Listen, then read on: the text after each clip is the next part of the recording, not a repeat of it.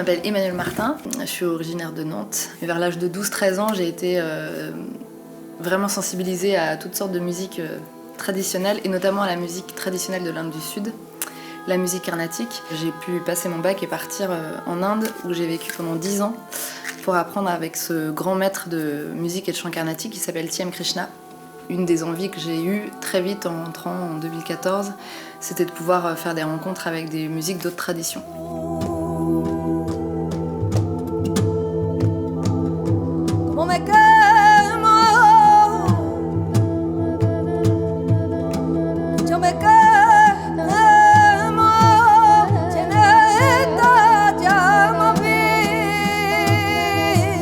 Je m'appelle Cécile Evrault, je suis chanteuse de flamenco, je suis française aussi, comme Emmanuelle. Il y a eu cette rencontre vraiment avec le chant flamenco assez jeune, vers 13-14 ans. Et puis d'abord, c'était juste un espace un peu secret pour moi, pour apprendre. J'apprenais toute seule. Et puis après, je suis partie à Séville, me former là-bas. Et c'est là-bas que j'ai fait la rencontre d'un grand maître, un grand chanteur gitan qui s'appelle Juan Peña Lebrijano, qui a été mon maître que j'ai suivi un peu comme Emmanuelle. C'est le même genre de parcours avec ces musiques traditionnelles.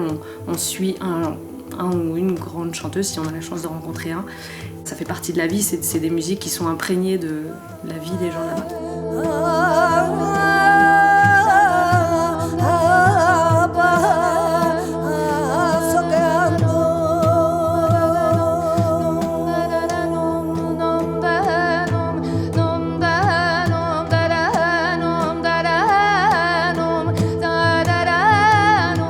Deux traditions orales, donc c'est vrai qu'on a un peu les mêmes modes d'apprentissage, donc ça c'est assez facile, même si c'est deux cultures qui sont éloignées. On vient vraiment des traditions et en même temps c'est ça qui nous porte et c'est ce qu'on essaye aussi de dépasser en fait pour être dans quelque chose qui nous correspond vraiment.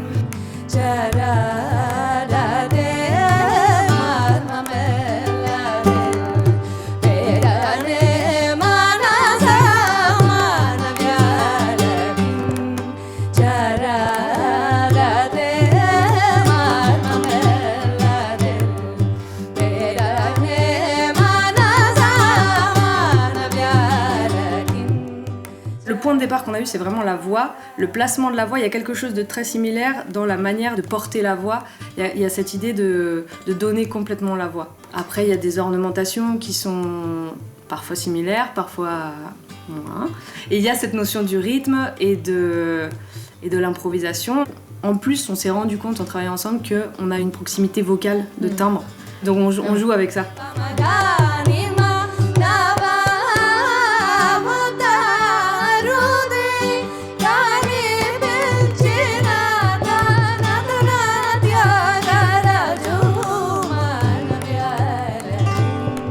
Guitare flamenca, il y a Cristóbal Corbel.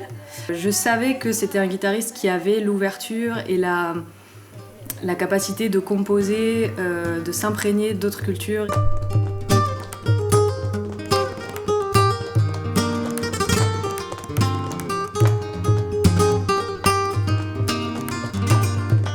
Le musicien qu'on a aux percussions, donc au Mridangam, Venkat Krishnan, c'est une grande chance de pouvoir l'avoir dans ce projet parce qu'il n'y a pas beaucoup de joueurs de Mridangam en France. Venkat, il est originaire du sud de l'Inde et il a été formé vraiment aussi à la manière traditionnelle à Chennai notamment.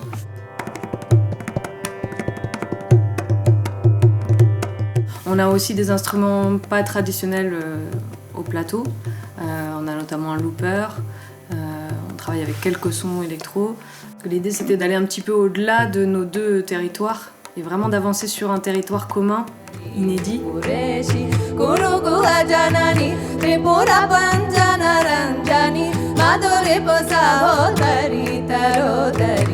Intégrer un raga sur un rythme flamenco, sur ce qu'on appelle un compas flamenco.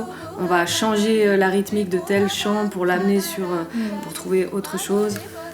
On fait des superpositions avec le looper, on harmonise. C'est vraiment une musique où l'improvisation, les deux sont indissociables en fait, la composition et l'improvisation. C'est jamais deux fois la même chose.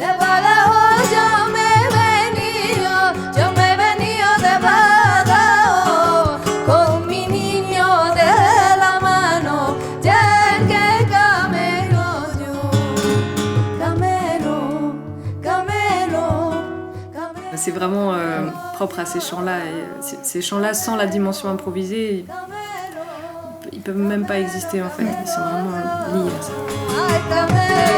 ça.